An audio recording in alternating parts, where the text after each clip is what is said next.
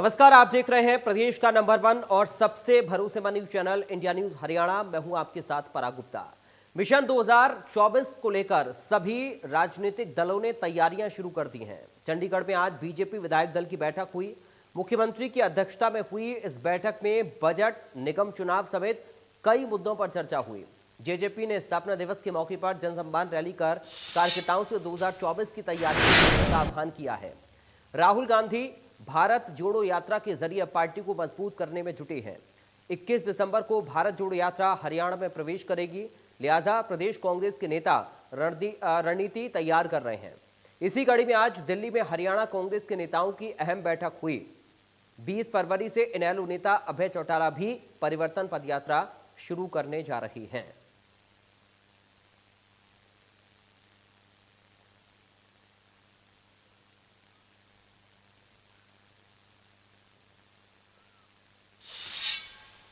तो सबसे पहले कांग्रेस की बात करते हैं। भारत जोड़ो यात्रा को लेकर दिल्ली में अहम बैठक हुई। प्रदेश प्रभारी शक्ति सिंह गोहिल, प्रदेश अध्यक्ष उदय भान और पूर्व सीएम भूपेंद्र हुड्डा समेत तमाम नेता इस बैठक में मौजूद रहे।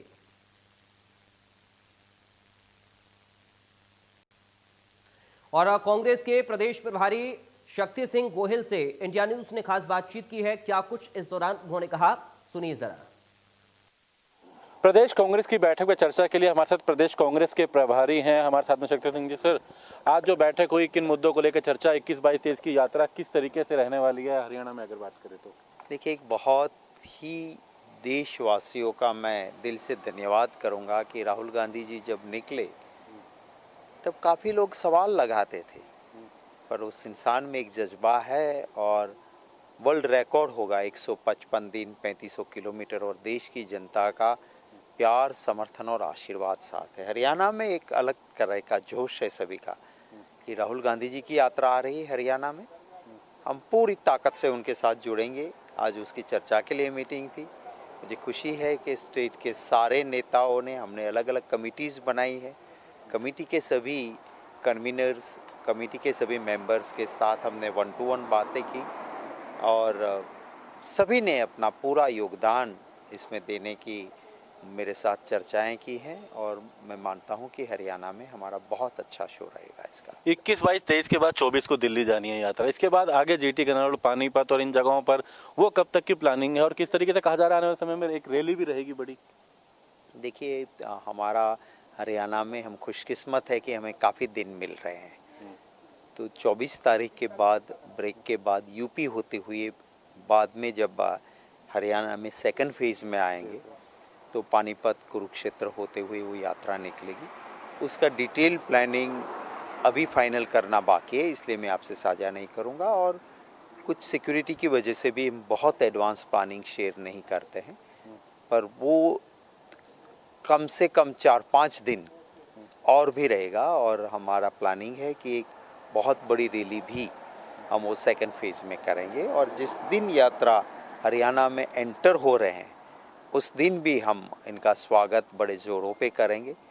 काफ़ी हजारों लोग उनके साथ हरियाणा में चलेंगे, काफ़ी इंटरेक्शन भी होगा, लोगों से भी मिलते हैं।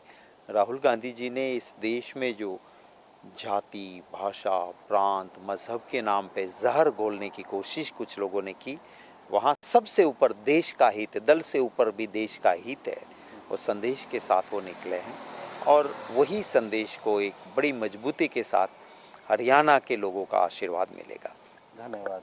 अगर बात करें तो इनका कहना है कि किस तरीके से, क्योंकि पहले 21, 22, 23 3 दिन की यात्रा जो है ये नूहू में, गुरुग्राम के सोना में और फरीदाबाद में, उसके बाद हालांकि दिल्ली चली जाएगी, लेकिन उसके बाद क्योंकि जीटी कलना रोड पे उम्मीद हालांकि यही है कि 6 जनवरी के बाद ये यात्रा एक बार फिर से हरियाणा में प्रवेश करेगी पानीपत से, और एक बड़े पूरे कुरुक्षेत्र करनाल का जो रूट है, और हालांकि एक बड़ी रैली भी पानीपत में आयोजित की जाएगी, जिसको लेकर तमाम तैयारियां जो है प्रदेश कांग्रेस द्वारा की जा रही हैं। हालांकि 14 कमेटियां बनाई गई हैं जिनको तमाम जिम्मेदारियां इस पूरी यात्रा को लेकर के, राहुल गांधी की यात्रा को लेकर के दी गई हैं।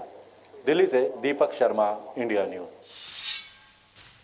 और कांग्रेस विधायक किरण चौधरी से भी इंडिया न्यूज ने खास बातचीत की है। क्या कुछ इस दौरान उन्होंने कहा, सुनिए। हमारे साथ है कांग्रेस के वरिष्ठ नेता किरण चौधरी जी, हमारे साथ हैं। मैम, 21, 22, 23 3 दिन तक नूहू, गुरुग्राम का सोना और फरीदाबाद ये यात्रा है। किस तरीके की तैयारियां बताया जा रहा है? कुछ कमेटियां भी बनाई गई हैं। हाँ जी, हमारी करीब 18 कमेटीज़ बनी हैं। वो अलग अलग जो हैं, कोई ट्रांसपोर्ट, कोई इसका महिला कमेटी, कोई कल्चरल कमेटी, और इस तरह से जो हैं बहुत सारी कमेटीज़ हैं। खाने पीने की है, रात के रुकने वाली है, आगे का देखने वाली है, पब्लिसिटी है। तो ये बहुत सारी कमेटीज़ बनाई गई हैं। वो हर एक कमेटी अपना जो है किस तरह से काम करेगी और किस तरह से जो है समन्वय सबके साथ बनेगा, उसका सारी पूरी विस्तृत तरीके से चर्चा हुई और उसके ऊपर पूरी बैठक आज हुई। तो इसको लेकर संदेश क्या? जब 21, 22, 23 को ये यात्रा नूहू आती है, गुरुग्राम के सोना आती है या फरीदाबाद आती है, तो क्या पूरे प्रदेश भर से कांग्रेस के कार्यकर्ताओं को, पदाधिकारियों को, समर्थकों को बुलाया गया है इसमें? हाँ, जिस इलाके से निकल रही है वहाँ के तो लोगों के अंदर उत्साह है ही, बहुत ज़बरदस्त उत्साह है और सारे के सारी जगह से लोग आएंगे, निश्चित तौर पर आएंगे। तो किस तरीके से एक बड़ा संदेश की उम्मीद करते करें? क्योंकि दिल्ली एनसीआर में जब आते हैं, क्योंकि हरियाणा की बात करें तो दिल्ली के 3 तरफ हरियाणा, और एक बड़ी जिम्मेदारी हरियाणा के पास, खासकर आप लोगों के पास है। बिल्कुल, पूरी तरह से जो है जिम्मेदारी है और इस जिम्मेदारी को अच्छी तरह से हम सारे मिलकर जो है निभाएंगे। आज जो है मीटिंग्स हुई हैं सारे हमारे प्रभारी के साथ और पूरा अलग अलग जो है सारी जो कमेटीज़ हैं उनका पूरा जायज़ा लिया जा रहा है कि कौन किस तरह से क्या कर रहा है। किसी की कोई जो परेशानियां थी वो भी उसके अंदर डिस्कस हुई है। कल भी मीटिंग जो है यहाँ पर जो है सब कमेटीज़ जो हैं उनकी मीटिंग्स कल यहाँ पर हो रही हैं। सो ये बड़े अच्छी तरीके से सारा प्लान आउट करा गया है और मैं समझती हूँ बहुत ज़बरदस्त जोश लोगों के अंदर है और जो वो जोश आपको नज़र आएगा जब राहुल जी आएंगे। एक अंत में क्वेश्चन है, राजनीतिक तौर पे बात करें, पार्टी की मजबूती को लेकर बात करें, कितनी कारगर होगी ये यात्रा जब हरियाणा में आएगी? तो क्योंकि 2024 की बात करें तो लोकसभा और उसके बाद विधानसभा भी होता है हरियाणा। हाँ, ये बात सही है। ये तो समय बताएगा, लेकिन जो है पूरे हिंदुस्तान के अंदर जिस तरह से इसका स्वागत हो रहा है और जिस तरह से जो है लोग इतनी उमंग और हर्ष उल्लास के साथ जो जुड़ रहे हैं, निश्चित तौर पे फर्क पड़ेगा। धन्यवाद। तो अगर हम बात करें, किरण चौधरी, जिनका कहना है कि बड़े स्तर पर, क्योंकि कार्यकर्ता पदाधिकारी जो हैं इस बैठक के लिए जो है आज पहुंचे थे और अलग अलग जो कमेटियां बनाई गई उनके साथ चर्चा की गई है। हालांकि वो कहना है कि जब ये हरियाणा में जब ये यात्रा आएगी तो उसको लेकर जो तमाम तैयारियां थी और उसका एक बड़ा असर राजनीति पर, खासकर एक बड़ा संदेश जाए, इसको लेकर के भी तमाम चर्चाएं की गई हैं। दिल्ली से दीपक शर्मा, इंडिया। और राहुल गांधी की भारत जोड़ो यात्रा हरियाणा पहुंचेगी, इसको लेकर कांग्रेस पार्टी ने बैठक भी की है। लेकिन कांग्रेस की इस बैठक और राहुल गांधी की भारत जोड़ो यात्रा को लेकर बीजेपी ने तंज कसा है। देखिए, जैसे समीकरण पीछे बढ़े ऐसे यहाँ बढ़ेंगे समीकरण। कोई खास फर्क पड़ने वाला है नहीं, कुछ भी फर्क पड़ने वाला नहीं है। ठीक है, उनकी यात्रा रही, स्वागत है उसका, यात्रा करो। हमने सेशन पहले रखा था और जब विपक्ष के नेता चौधरी भूपेंद्र सिंह हुड्डा ने कहा कि हमारी यात्रा रही तो हमने उसको आगे डेट उसकी बढ़ाई दी, 23 की बजाय हमने 26 कर ली। तो ठीक है, उनकी पार्टी का कार्यक्रम वो ठीक तरीके से करेंगे कार्यक्रम। नहीं, प्रदेश में बदलाव होगा या नहीं होगा, लेकिन जो कुछ लोग ऐसे हैं जो यात्रा कर रहे हैं उनको ग्रामीण क्षेत्र की, किसानों की, कमज़ोर वर्ग की जानकारी नहीं है। वो जानकारी मिल जाएगी उनको। देखिए, जब भी कहीं रैली करते हैं, जब भी अपोजिशन रैली करती है, भीड़ आ जाती है, भीड़ देखने को आती है। पर इसका रिजल्ट में देखिए, अब गुजरात से यात्रा निकल के आई पर वोट तो नहीं आए। इस यात्रा का कोई लंबा चौड़ा असर नहीं पड़ता। वहाँ के लोकल जो पार्टी के वर्कर हैं वो भीड़ इकट्ठी करते हैं, भीड़ हो जाती है। जब शहर में आप जोर करके अगर किसी के साथ 5,000 आदमी चल रहे हैं तो ये लगता है कि पूरा काफिला चल रहा है। 2-4, 5,000 की भीड़ का ये मीनिंग नहीं होता कि देश साथ उठ गया। भारत कहाँ जुड़ा है? भारत दक्षिण इनके पास कहीं नहीं है। यूपी में इनकी 2 सीटें आई हैं माँ बेटे की, कहीं है नहीं। बिहार में कभी कांग्रेस खत्म, यूपी, बिहार, गुजरात, इनमें तो आप ये समझिए, मध्य प्रदेश में पिछले 25 साल से कांग्रेस नहीं है, उड़ीसा में कांग्रेस नहीं है, तमिलनाडु में नहीं है, बंगाल में खत्म हो गई, कांग्रेस है ही नहीं। कहाँ जोड़ देंगे? उत्तर प्रदेश में 425 में 2 असेंबली की सीटें आई हैं। देखिए, जैसे समीकरण। इनेलो नेता अभय चौटाला 20 फरवरी से परिवर्तन पदयात्रा शुरू करने जा रहे हैं। नूहू से इसकी शुरुआत होगी। प्रत्यक्ष को प्रमाण की आवश्यकता नहीं है। अब ये पदयात्रा जब 20 फरवरी से शुरू होगी तो वो लोग फिर क्या मुंह दिखाएंगे? वो तो कहने को तो कुछ भी कहे, मुंह के आगे मैदान पड़ा है, कुछ भी बोलो।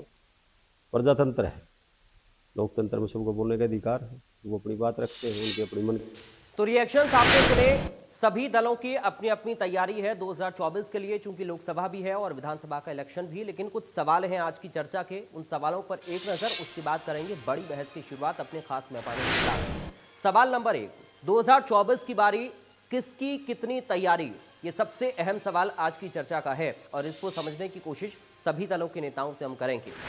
भारत जोड़ो यात्रा से बदलेगी हरियाणा की हवा, ये अपने आप में अहम सवाल है हरियाणा के लिए, खासकर क्योंकि मीटिंग्स का दौर लगातार जारी है, रणनीति पार्टी अपनी अपनी तैयार कर रही है। सवाल ये भी है कि मिशन 2024 को लेकर बीजेपी की रणनीति क्या है। आज बीजेपी विधायक दल की बैठक हुई है, कल कैबिनेट की बैठक भी हुई है, लगातार बैठकों में मंथन भी जारी है। इसके साथ ही अहम सवाल ये भी कि अभय की पदयात्रा से मजबूत होगी इनेलो, क्योंकि परिवर्तन पदयात्रा निकालेंगे अभय चौटाला, क्या इससे पार्टी को मजबूती मिलेगी, ये अहम सवाल इनेलो के लिए है। हमारे साथ कुछ खास मेहमान आज जुड़ गए हैं, सीधा आपका परिचय करा दें। भारतीय जनता पार्टी से प्रवक्ता प्रोफेसर वीरेंद्र चौहान है। वीरेंद्र जी, आपका स्वागत है बड़ी बहस में। हमारे साथ जेजेपी से प्रवक्ता है हरदीप पाटला। हरदीप पाटला जी, आपका स्वागत है। कांग्रेस पार्टी से प्रवक्ता है रविंद्र ढुल साहब, आपका स्वागत है। इनेलो से प्रवक्ता रजत पंजेटा हमारे साथ हैं। रजत जी, आपका स्वागत है। सबसे पहले वीरेंद्र चौहान जी, शुरुआत में आपके साथ ही कर रहा हूं, क्योंकि बैठक आज हुई है विधायक दल की, बीजेपी की कल कैबिनेट की बैठक होनी है।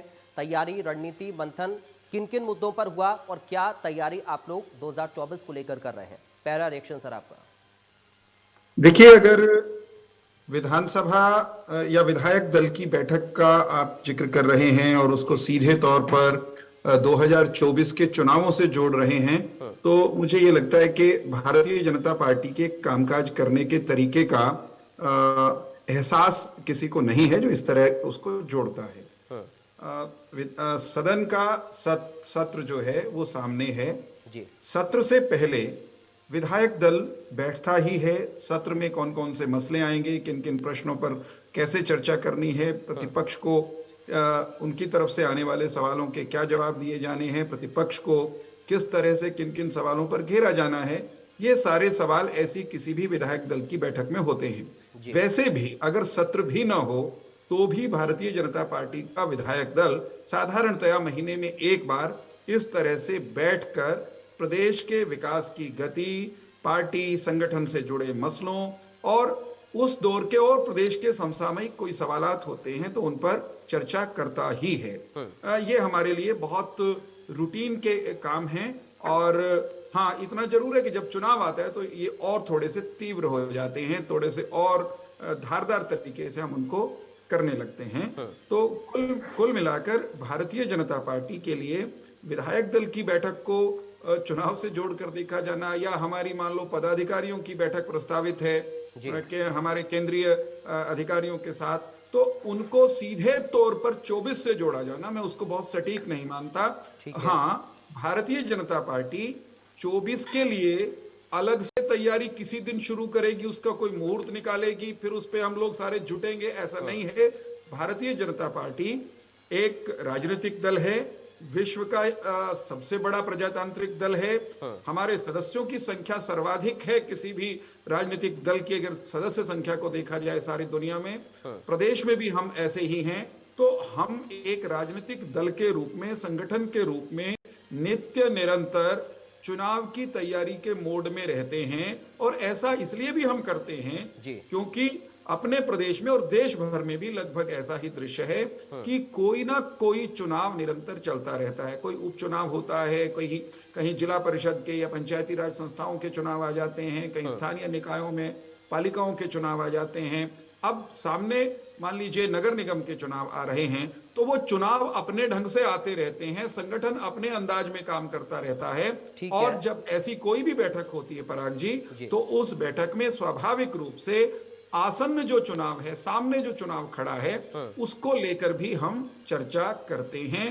भारतीय जनता पार्टी 24 का चुनाव हो या उससे पहले आने वाले छोटे बड़े चुनाव, सब चुनावों को अपनी परफॉर्मेंस, अपने कामकाज और अपने कार्यकर्ता और संगठन की ताकत पर लड़ती है।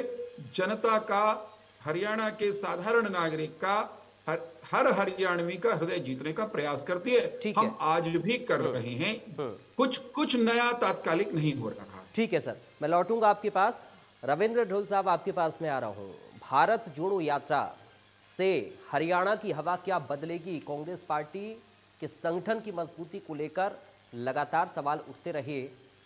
क्या फायदा हरियाणा कांग्रेस को इस भारत जोड़ो यात्रा से होगा?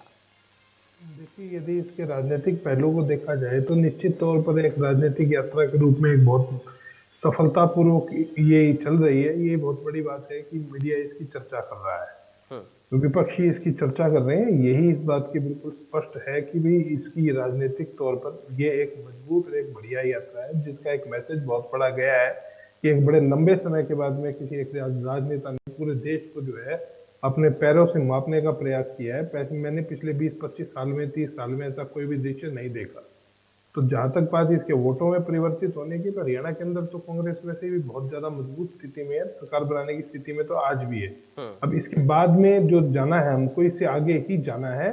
बाकी जो समय है जो है बाद में बताया जाएगा कि भी 2024 के समय में, क्योंकि भी काफी समय है उसके अंदर, संगठन का विस्तार भी होगा। हमें जो है प्रदेश कार्यकारिणी के अलावा हमें जिला कार्यकारिणियां भी गठित करनी है और सब कुछ करना है अभी हमने अपने संगठन को बनाने के लिए। यात्रा के अंदर व्यस्त होने के कारण से ज्यादा इसके ऊपर कार्रवाई जो है इसलिए नहीं की जा रही है क्योंकि एक लंबे समय तक हरियाणा के अंदर ये यात्रा रहेगी।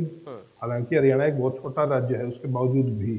तो अब ये देखना है कि यात्रा की सफलता जो है निश्चित तौर पर सफल तो होनी है, इसमें तो कोई दो राय किसी प्रकार की है ही नहीं, क्योंकि ये जहां से भी गई वहां पे एक सफलतापूर्वक गई है। मुझे नहीं पता कि मैं कौन बोल रहे थे, मेरे सामने स्क्रीन पे नहीं था। एक महानुभाव ने यहाँ तक कहा कि भाई कांग्रेस की जो यात्रा है वो गुजरात के अंदर गई, गुजरात में कांग्रेस का क्या हाल हुआ। कांग्रेस की यात्रा गुजरात में नहीं गई, ये बात उनको पता होनी चाहिए थी, ये बात बताने से पहले या बोलने से पहले। जहां तक बात इसके सामाजिक परिदृश्य की है, तो भारत जोड़ो यात्रा का एक सामाजिक उद्देश्य बहुत बड़ा है कि सभी धर्म और सभी जातियों के सभी को साथ लेकर के सर्वधर्म समभाव का जो एक भारत की तहजीब होती थी, वो तहजीब को दोबारा जीवित करके सभी लोगों को आपस में जोड़ करके एक प्यार और सद्भाव और भाईचारा बनाने का है। ये इसका एक सामाजिक पहलू है। इस सामाजिक पहलू को कोई विरोध नहीं करेगा भारतीय जनता पार्टी के अलावा, क्योंकि भाजपा को तोड़ना पसंद है, जोड़ना पसंद नहीं है। ठीक है। अब इससे आगे कुछ कहने की हमें आवश्यकता फिलहाल नजर नहीं है। ठीक है सर, लौटूंगा आपके पास। हम रजत जी के पास अब चलते हैं। इनेलो परिवर्तन पदयात्रा निकालेगी, क्या फायदा पार्टी को इससे होगा और क्या प्लानिंग आप लोग इस यात्रा को लेकर कर रहे हैं? देखिए, यात्रा जो रहेगी वो हरियाणा का हर कोना हम छूने की कोशिश करेंगे। ज्यादा से ज्यादा ग्रामीण अंचल में ये यात्रा निकलेगी जी। इसकी रूपरेखा एक 9 सदस्यीय समिति है जो गठित की गई है, वो इसकी रूपरेखा तैयार करेगी कि ज्यादा से ज्यादा ये जो पद यात्रा है, जो किसानों की आय दुगनी, जो किसानों के ऊपर कर्ज, जो किसान को एमएसपी ना मिलना, किसान को स्वामीनाथन रिपोर्ट C2+50 का फॉर्मूले के तहत ना मिलना, किसान का शोषण होना, कभी किसान की बोरियों में अधिक अनाज तुलना, कभी किसान के बारदाने के लिए, कभी धान घोटाला। देखिए, मुख्य रूप से जो आज किसान का बच्चा बेरोजगार है हरियाणा में, पढ़ा लिखा जो किसान का बच्चा बेरोजगार है, जो विदेश का रुख करने पे मजबूर हो गया, अपनी जमीन बेच के विदेश जाने पे मजबूर हो गया है, नौकरी नहीं है। हरियाणा के अंदर बुरा हाल है। अब इन्होंने आजकल एक कौशल रोजगार शुरू किया है। तो कौशल रोजगार ना तो वो वैधानिक है ना संवैधानिक है, किसी बोर्ड के अंदर नहीं आता। वो HPSC जैसे एक संवैधानिक बोर्ड है, HPSC और हरियाणा स्टाफ सर्विस कमीशन। तो NSCM है एक नेशनल एम्प्लॉयमेंट सर्विस मैनुअल, वो पोस्ट को आइडेंटिफाई करता है। तो इसकी तो लेटर भी CMO से, चीफ मिनिस्टर ऑफिस से कौशल रोजगार में जो नियुक्तियां हो रही है, उनकी अपॉइंटमेंट लेटर जो है वो कौशल CM ऑफिस से आ रही है, ना कि किसी उससे। और ये कंपनी लॉ के अंडर है, कोई ऐसे संवैधानिक कोई बोर्ड नहीं है गठित किया हुआ। तो ये वैसा ही है जैसे हुड्डा साहब गेस्ट टीचर छोड़ गए थे। तो बिल्कुल अभी यहाँ पे कांग्रेस के जो अभी प्रभारी नियुक्त हुए हैं शक्ति जी, वो कह रहे थे कि एक वर्ल्ड रिकॉर्ड बनने जा रहा है 3500 किलोमीटर की जो यात्रा है, वर्ल्ड रिकॉर्ड। उनको शायद जानकारी नहीं है। पूर्व प्रधानमंत्री चंद्रशेखर जी भी वो 4200 किलोमीटर की यात्रा कर चुके हैं देश में। और हमारी यात्रा तो मेन मुद्दे यही उठेंगे, क्योंकि प्रदेश के अंदर आज जो प्रदेश कर्ज के जो गहरे अंधेर कुएं में डूबता जा रहा है, जिस स्पीड से कर्जा चढ़ रहा है आज, तो हम तो इस प्रदेश का खजाना भरा छोड़ के गए थे। ऐसी बुरी हालत तो नहीं इस प्रदेश की हुई थी। क्या आप ये इसको गवर्नेंस पे हम सीधा उठाएंगे कि आज आपके हर बच्चे के ऊपर 1 लाख से ऊपर का कर्ज है, तो वो कर्ज की जो इतना बोझ है, और हर चीज महंगी है। आप बताइए कौन क्या चीज सस्ती है? ठीक है। कोई बिल सस्ते हुए, कोई रजिस्ट्रेशन सस्ती हुई, कोई स्टैंप ड्यूटी, कोई लाइसेंस फीस, कुछ तो प्रदेश में सस्ता कुछ नहीं है। कहते हैं ये कि हमारी जीएसटी की जो वो है वो बढ़ रही है फिगर्स, तो आपका कर्ज नहीं कम हो रहा। कर्ज हर साल बजट में आपका कर्ज बढ़ा हुआ आता है, कर्ज कम नहीं हो रहा है प्रदेश के ऊपर। बहुत ही चिंता की बहुत सारे अनेक मुद्दे हैं जो किसान आंदोलन में हुआ, किसानों के साथ उनका शोषण हुआ, 750 किसान शहीद हो गए। उसके बाद युवा है, युवा बेरोजगार है, और महंगाई में इतनी कमर तोड़ दी है। आप देख लीजिए पेट्रोल डीजल का है, एलपीजी गैस सिलेंडर का है, और ऊपर से सरकार के देखिए निगमों में घोटाले, कभी फरीदाबाद में, कभी भिवानी में, कभी पानीपत में, कभी बाला में। तो कहीं ना कहीं ये निगमों का जो स्टेडियम है, वो स्टेडियम के अंदर घोटाला है, कहीं ना कहीं वो भी वो जो अम्बाला में बन रहा है। तो अब इतनी ज्यादा विजिलेंस, मैं मानता हूँ विजिलेंस अब आएंगे पब्लिक डोमेन में, तो जांच तो कराना, ये नहीं हम अब सरकार कहती है अभी हमारे घोटाले हो रहे हैं लेकिन हम जांच करा रहे हैं। ये जांच कर, आप क्या करोगे फिर? जांच नहीं कराओगे? ठीक है। आप बताओ, शराब घोटाला हुआ, शराब घोटाले की दो अनिल विज जी के एसीएस होम के सामने वो रिपोर्ट आ चुकी है। ठीक है। एससीटी की बात कर रहा हूँ, ठीक है, और एसआईटी की ठीक है। आप ये कह रहे हैं कि जो तमाम मुद्दे आप उठाते रहे हैं, यात्रा के जरिए इन मुद्दों को जनता तक आप पहुंचाने की कोशिश करेंगे। जनता को बिल्कुल, जनता वैसे भी जागरूक है, जिनका शोषण हो रहा है, जिनको अपने दाम नहीं मिल रहे, जो पीड़ित है, प्रताड़ित है, हम निश्चित तौर पे उठाएंगे कि आज प्रदेश आपका कहाँ है। आज आप ये लुभावने वादों में मत आइए, अंदर से आपको कर्जदार बनाया जा रहा है। ठीक है सर। अगर आपको जी ठीक है सर, लौटूंगा आपके पास। मैं हरदीप जी से उनका कमेंट लूंगा उनकी पार्टी को लेकर, क्योंकि भिवानी की रैली में दुष्यंत चौटाला ने एक मजबूती का संदेश दिया हरदीप जी, लेकिन आपके विरोधी ये कह रहे हैं कि जेजेपी खत्म होने की कगार पर है।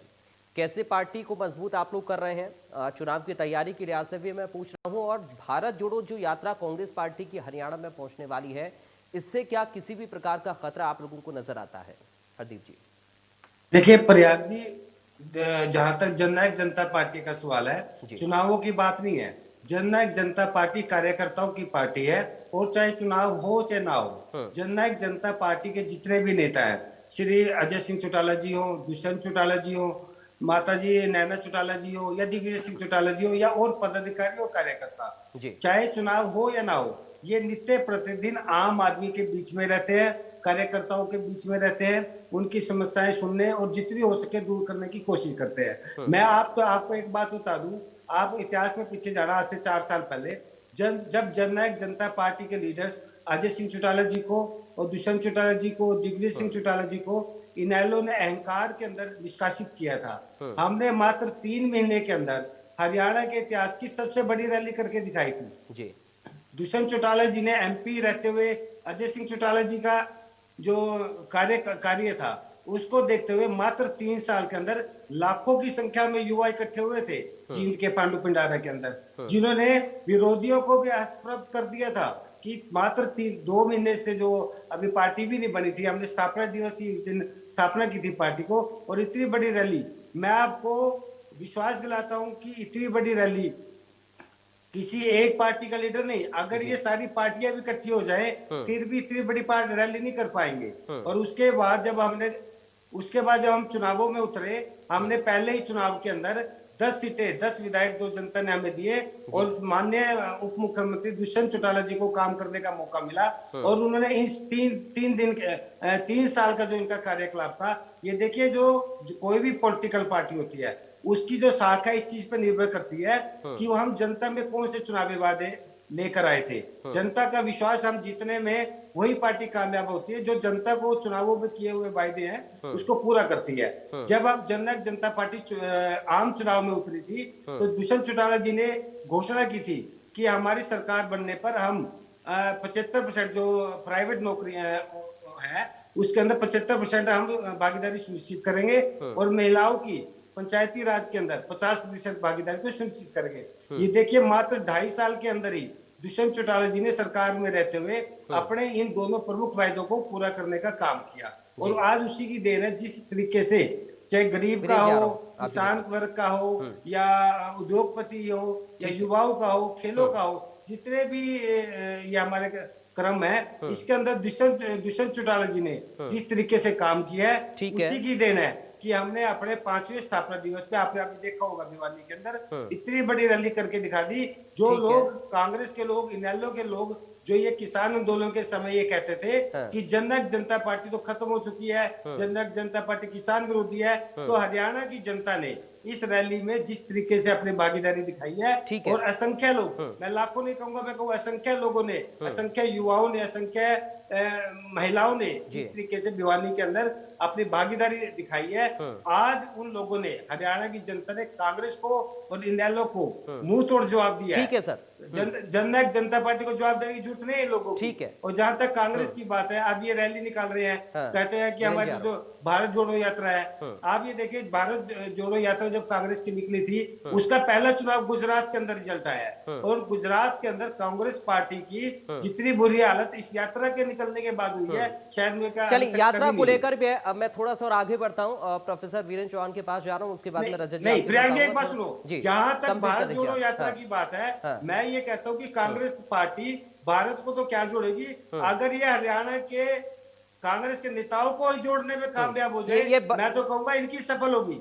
ये कार्यकर्ताओं को, हरियाणा की जनता को, ये आपने बड़ी बात कही है, लेकिन एक सवाल बीच में देखिए उठा, एक मैं थोड़ा सा आपको रोक रहा हूं, मैं इनकी जो यात्रा की सफलता होगी हो, और जहां तक इनेलो की पदयात्रा की बात है, मैं इनेलो को, क्योंकि आप देखिए हरियाणा की जनता इनेलो को सिरे से निकाल चुकी है, किसी भी हालत में हरियाणा की जनता अब ये पदयात्रा करे या ना करे इनको सीरियसली नहीं लेती, इसलिए इनेलो के बारे में ज्यादा कुछ कहने की जरूरत नहीं। ठीक है सर, लेकिन सवाल यह है कि रविंदर जी ने कहा कि भारत जोड़ो यात्रा गुजरात तो गई नहीं, लेकिन आपके नेता कह रहे हैं कि गुजरात में इसका असर देखने को नहीं मिला है। सवाल इस पर मैं वीरेंद्र जी आप ही से जवाब दे रहा हूं, आप ही के पास में आ रहा हूं, रखिए अपनी बात। यात्रा को लेकर लगातार जो रिएक्शंस आ रहे हैं, आप लोग कह रहे हैं कि इस यात्रा का कोई असर नहीं है, 2-4-5 हजार लोग जुड़ते हैं तो कांग्रेस इससे मजबूत नहीं होगी, लेकिन कांग्रेस इसकी सफलता की बातें लगातार कर रही है। वीरेंद्र जी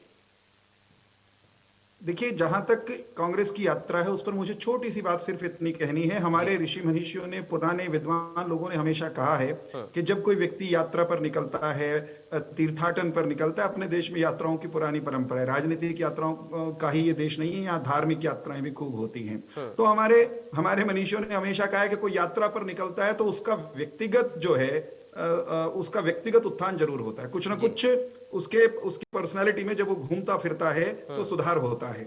मैं उम्मीद करता हूं कि कांग्रेस के जो शिखर नेता राहुल गांधी हैं, जिस तरह से वो हमेशा हंसी का पात्र बनते रहे हैं, बार बार अपने बयानों के कारण, अपने कृत्यों के कारण, इस यात्रा के बाद इतना तो जरूर सुधार हो जाएगा, हो जाने की उम्मीद हम करते हैं कि वे आने वाले दिनों में, आने वाले चुनावों में कम से कम हंसी का पात्र नहीं बनेंगे। हालांकि जिस तरह की उनकी अब तक की परफॉर्मेंस रही है, इतने बड़े खानदान में इतनी बड़ी विरासत के बाद विरासत के साथ पैदा होने के बावजूद जिस तरह उन्होंने पुअरली परफॉर्म किया है आज तक भारत की राजनीतिक पटल पर, उससे बहुत अधिक उम्मीद उनसे नहीं की जाती। रही बात, एक वैचारिक बात कही है ढूल साहब ने, उसका उत्तर देना बहुत आवश्यक समझता हूं। ढूल साहब ने कहा कि इनकी जो यात्रा है ये सर्वधर्म की तहजीब को नए सिरे से जागृत करेगी। मैं ढूल साहब को, कांग्रेस पार्टी को याद कराना चाहता हूं और बताना चाहता हूं, सर्वधर्म संभाव ये भारत का उस समय से स्वभाव है जब आज की तारीख के जो पंथ संप्रदाय देश में हैं, इनमें से अधिकांश का अस्तित्व भी नहीं था, ये एग्जिस्ट ही नहीं करते थे। तो सर्वधर्म संभाव ये हिंदुस्तान की शिराओं में बहता है, हमारी सांसों में बहता है, मेरे और रविंदर ढुल जी के भी दिल में रहता है। इस जुमले का लेकिन कांग्रेस ने जमकर दुरुपयोग किया है। कांग्रेस का सर्वधर्म संभाव कैसा रहा है मैं याद कराना चाहता हूं। कांग्रेस का सर्वधर्म संभाव का मतलब होता रहा है इस देश में एक संप्रदाय विशेष का अंधे होकर तुष्टीकरण करना, वक्फ कानून बनाना, भगवान श्री राम के अस्तित्व को नकारना, हिंदुस्तान के जो बहुसंख्यक समाज है उनका जमकर निरादर करना और प्रधानमंत्री डॉक्टर मनमोहन सिंह के स्तर पर, प्रधानमंत्री के स्तर पर, शिखर नेता के स्तर पर यह कहना कि देश के संसाधनों पर पहला हक अल्पसंख्यकों यानी मुसलमानों का है, यह है कांग्रेस का सर्वधर्म संभाव। अगर इसका नाम सर्वधर्म संभाव है तो भारत की जनता इस सर्वधर्म संभाव को नकार चुकी है, क्योंकि यह छद्म संभाव है।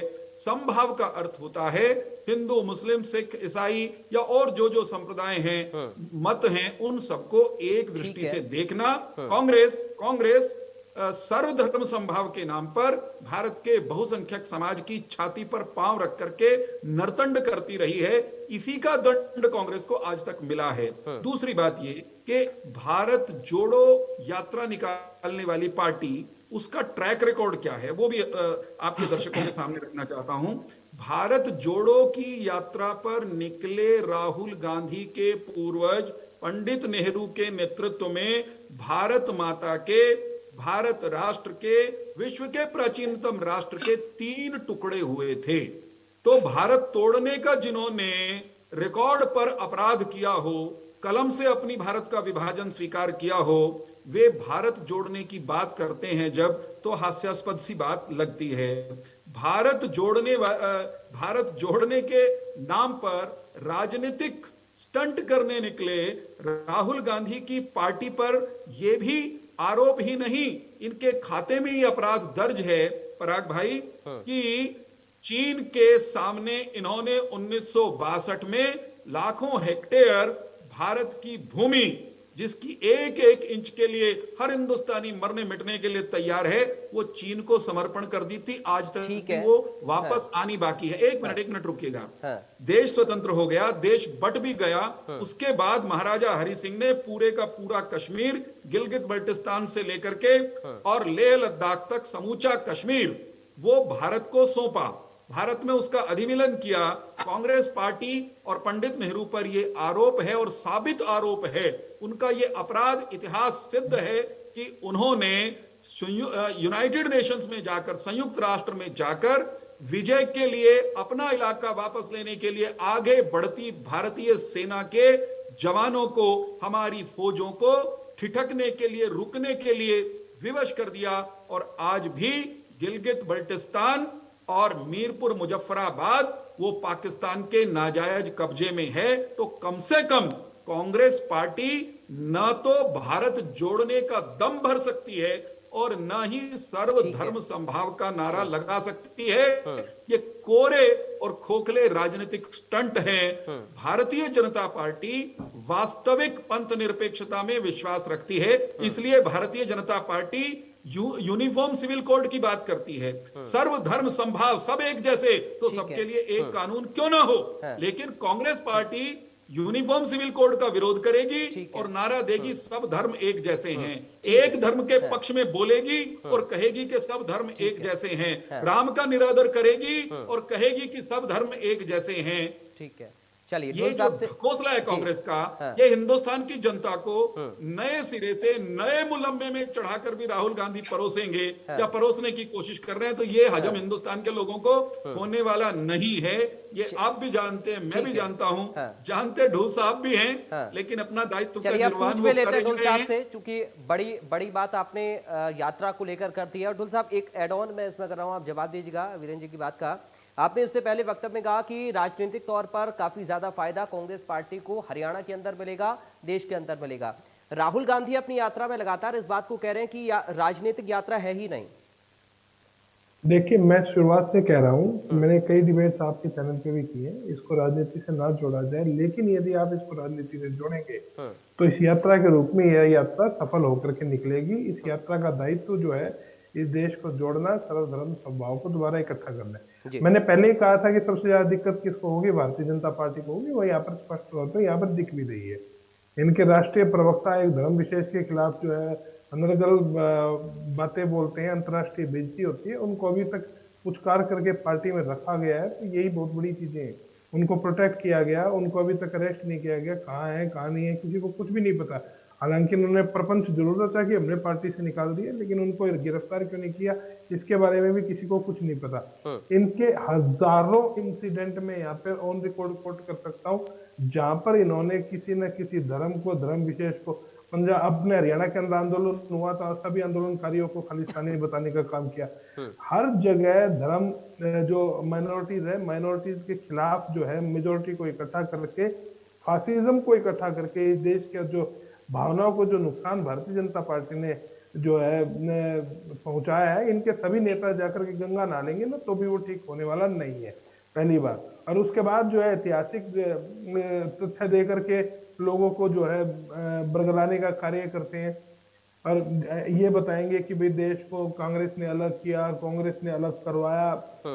इन बातों को ये ऐतिहासिक तौर पर साबित तथ्य है कि किन लोगों ने, हिंदू महासभा ने कब और किस समय पर इस देश को अलग करवाने का काम किया।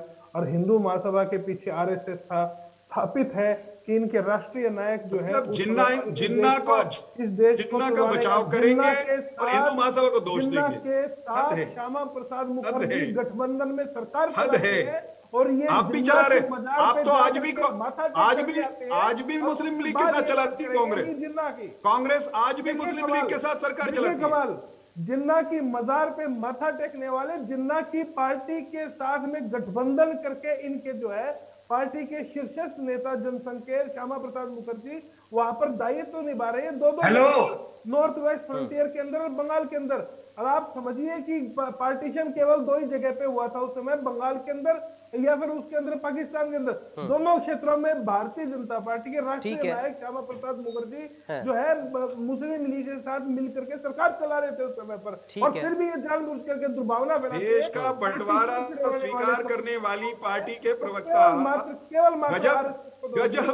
गजब का बचाव कर रहे हैं। ठीक है सर, ठीक है, चलिए। और उस विचारधारा के कारण एक वाक्य जोड़ना चाहता हूं वीरेन जी, मैं आ रहा हूं, थोड़ा सा बस केवल एक वाक्य बोलने दे दीजिएगा। बोलिए ढोल साहब, जिस पार्टी के बड़े नेताओं ने सुप्रीम कोर्ट में जाकर श्री राम को काल्पनिक पात्र कहा हो, उस पार्टी रुकिए एक मिनट रुकिए तो पूरा कर लेने दीजिए। आप सच बता दीजिएगा। कौन सा नेता गया? अबे रुकिए मैं नाम दूंगा नाम बताएं, नेता का नाम बताएं जो सुप्रीम कोर्ट में है। एक मिनट मुझे पूरा तो करने दीजिए। जिस राष्ट्रीय पार्टी कहलाने वाले अराष्ट्रीय दल के नेता कपिल सिब्बल सुप्रीम कोर्ट के सामने खड़े होकर भगवान श्री राम को काल्पनिक पात्र बताते हो, उस पार्टी के प्रवक्ता और मेरे बहुत अच्छे मित्र ढोल साहब जब पैगंबर मोहम्मद के लिए छाती पीटेंगे तो इनकी धर्मनिरपेक्षता की धज्जियां खुद ही उड़ जाएंगी ना। इनके नेता तो राम को काल्पनिक पात्र। चलिए ढोल साहब बहुत संक्षेप में उत्तर दीजिए, फिर मैं रजत जी आपके पास आ रहा हूं। ढोल साहब बहुत संक्षेप में। कपिल सिब्बल पार्टी का हिस्सा नहीं है। दूसरी बात, उन्होंने जो अच्छा है नहीं हिस्सा। जब उन्होंने ये दुष्कर्म किया था अदालत में खड़े होकर, पता नहीं है कि जब व्यक्ति कोर्ट के अंदर खड़ा होता है कांग्रेस में थे, अपनी वकालत कर रहा है वो। आपकी पार्टी ने, मैं किसी का पक्ष लेता हूं तो किसी आरोपी का, अपराधी का पक्ष लेता हूं, मैं अपराधी हो गया। नहीं ढोल साहब, क्या आपकी पार्टी ने, मैं अपराधी हो जाऊंगा? मैं केवल एक बात जोड़ूंगा, हमारी पार्टी मैं नहीं कह रहा। अच्छा होता उस समय कपिल सिब्बल को आपकी पार्टी उस समय उनकी आलोचना करती, कहती कि कांग्रेस का उनसे कोई लेना देना नहीं है। अब वो बंदा छोड़ गया तो ये कह रहे हमारा। ठीक है, मैं लौट रहा हूं आप लोगों के पास। आपकी पार्टी के वकील कहां का किस मुकदमे को लड़ रहे हैं कि हम यहां पर बैठ करके जांच बिठाएंगे उसकी? ठीक है सर, चलिए आपने कहा राम मंदिर आंदोलन का विरोध अभी पर रहते हैं, यात्रा पर चर्चा ही करते हैं। ठीक है, निष्पाप बता रहे हैं कैसे ढोल साहब? ठीक है, कैसे मैं आप बता रहा हूँ ऐतिहासिक। चलिए ठीक है, आप दोनों प्लीज झगड़ी मत, थोड़ा सा रुकिए, आऊंगा लौट के, समय का हो रहा है। सारा प्रपंच ठीक है सर, प्लीज राजा जी अपनी बात रखना चाह रहे हैं। आजादी के बाद भी मुस्लिम लीग के साथ सरकार चला रहे हो। ठीक है, चलिए ठीक है सर, प्लीज थोड़ा सा रुक जाइए, लौट रहा हूं आप लोगों के चलाई आपने, आप पहले भी चलाई। ठीक है, लौट रहा हूं आप दोनों के पास। रजत जी अपनी बात रखना चाह रहे हैं, रजत जी बोलिए। देखिए, अच्छा होता कि महंगाई, बेरोजगारी जैसे जो अहम मुद्दे हैं उन पे चर्चा हो।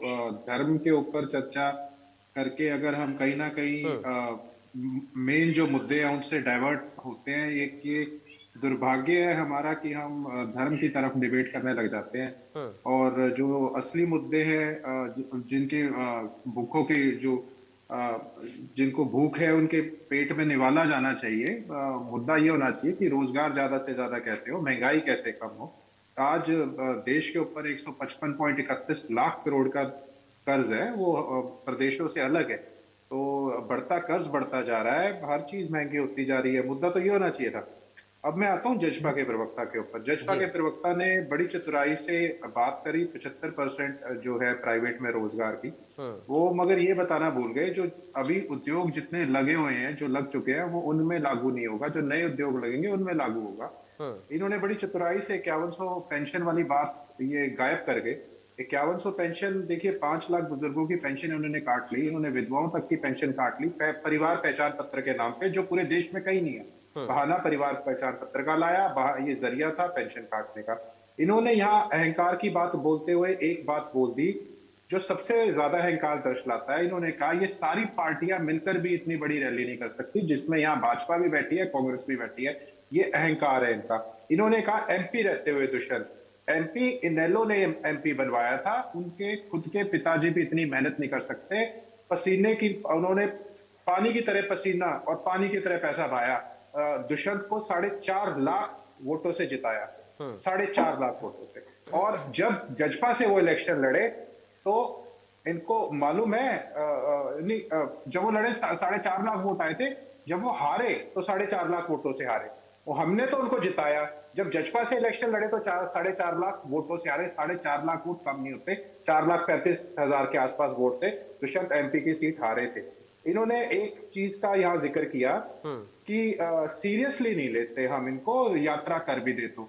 आप एक प्रवक्ता हो पार्टी के, आपको पता होना चाहिए दुष्यंत चौटाला ने हाल ही में क्या बयान, कैसे बैठ के आप यहाँ बोल सकते हो ये बात। दुष्यंत चौटाला ने ये कहा था कि अगर अभय सिंह जी चौटाला आदि भी यात्रा कर दे, जो कि 335 किलोमीटर की यात्रा भी अगर कर दे, तो मैं उन्हें 375 की भी कर दे, तो मैं उन्हें सीरियस पॉलिटिशियन मानने लग जाऊंगा।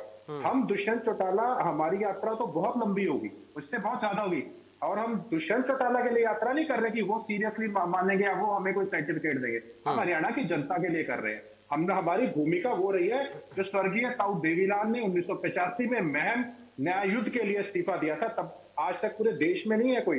ये एमएलए बनने के लिए आपस में लड़ मर जाते हैं। देखो और पार्टियों का हाल, जो कोई एमएलए की सीट नहीं छोड़ता अपनी। ये बोलने का सब लोग राजनीतिक बयान देते हैं, लेकिन दम नहीं है किसी में इस्तीफा देने का। वो चौधरी या तो देवीलाल में था या उनका असली खून चौधरी अभय सिंह चौटाला में। तो आप ये बरगलाने की बातें ना करो। आपने तो किसान आंदोलन के अंदर, जब किसान मर रहे थे, किसान आंदोलन के पक्ष में ट्रैक्टर यात्रा निकाली, उनके पक्ष में बयान दिया हमेशा। और आप बात यहाँ बोलते हो बैठ के, रैली में भीड़ जुटाना, और आपकी रैली तो कई अखबार में फ्लॉप बताया। आप कह रहे हो कि भीड़ जुट, अरे हमारी रैली देखी थी आपने, अगर लाखों, अगर जन समूह की कोई बात थी तो फतेहाबाद की रैली देखते, आपको पता चल जाएगा। दोनों वीडियो कंपेयर कर लो, क्या किसे भीड़ कहते हैं। लेकिन हम फिर भी अहंकार की बात नहीं करेंगे, क्योंकि हर पार्टी को यहाँ पूरा हक है। आप राजनीतिक मैदान में हो, किसी ने रोक थोड़ी ना रखा है। अहंकार किस बात का रखना है कि कोई भी पार्टी नहीं कर सकती। चलिए हरदीप जी, एक रिएक्शन चाहूंगा इस पर, उसके बाद आप भाजपा ने भी रखी है, कांग्रेस ने भी रखी है, आप कौन होते हो बोलने वाले की सारी पार्टियां मिलकर भी ऐसे नहीं कर सकती रैली। इतना घमंड अच्छा नहीं है। ठीक है हरदीप जी संक्षेप में उत्तर रखिए, उसके बाद वीरेन जी आपके पास में आ रहा हूँ। अजीत देखिए, जो इनेलो प्रवक्ता ने अभी बात कही कि 5100 रुपए पेंशन की बात थी, या चुनावों की बात थी, या न्याय की बात थी, मैं एक बात कहूँ, अभय सिंह चौटाला जी ने जब किसान आंदोलन में इस्तीफा दिया था, इन्होंने तो ये कहा था कि विधानसभा में दोबारा नहीं जाऊंगा, मैं चुनाव नहीं लड़ूंगा। अगर अभय सिंह जी ने दोबारा चुनाव ही लड़ना था तो इन्होंने इस्तीफा क्यों दिया? असल में इनकी जो राजनीतिक धरातल है, इनका पूरे तरह से खिसक चुकी है।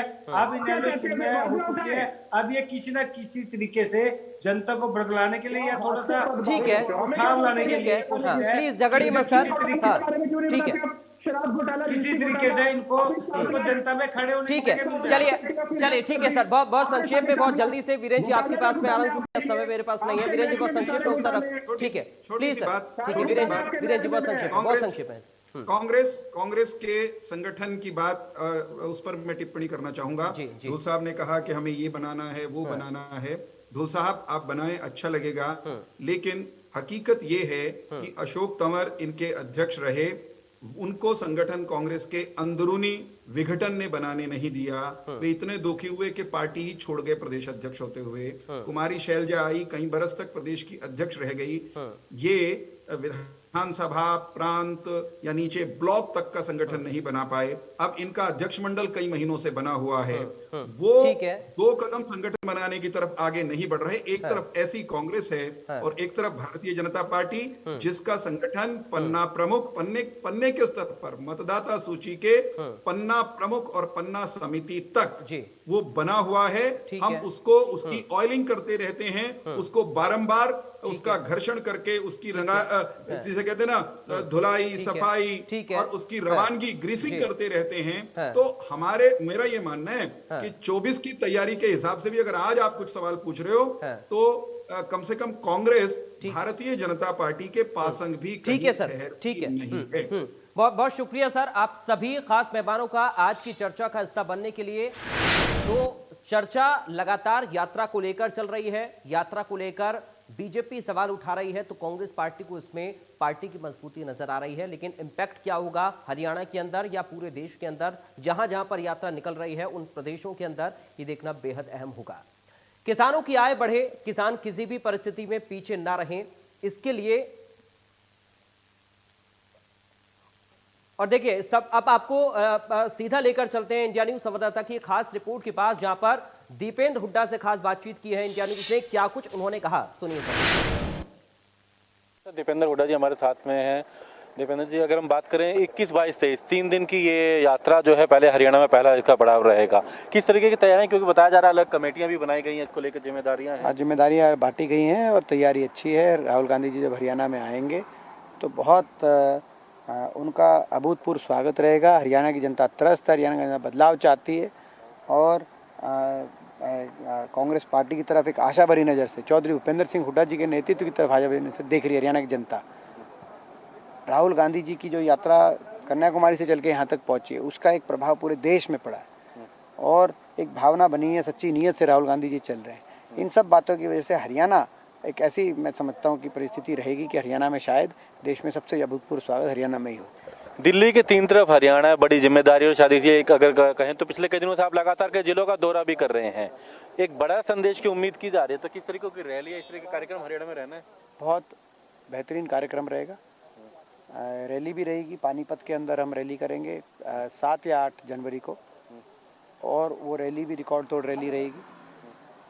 तो हमें उम्मीद है कि हरियाणा का राहुल गांधी जी का जो सफ़र रहेगा वो ऐतिहासिक रहेगा हर मायने में। धन्यवाद। तो दीपेंद्र हुड्डा जी कांग्रेस सांसद, कांग्रेस के वरिष्ठ नेता, और उनका कहना है कि एक ऐतिहासिक यात्रा जो है वो हरियाणा को लेकर, हरियाणा के अंदर होगी, जिसको लेकर के तमाम बैठकें की गई और तैयारियां की गई हैं। कैमरामैन दिनेश के साथ दीपक शर्मा, इंडिया न्यूज। तो यात्रा को लेकर आज हमने चर्चा भी की और इसके साथ ही दिल्ली में चूंकि कांग्रेस पार्टी की बैठक हुई है, ऐसे में दीपेंद्र हुड्डा से हमारे ब्यूरो चीफ ने बातचीत की। उन्होंने कहा यात्रा को लेकर काफी ज्यादा सकारात्मक माहौल है और इससे फायदा जरूर पार्टी को होगा। फिलहाल दीजिए इजाजत, नमस्कार।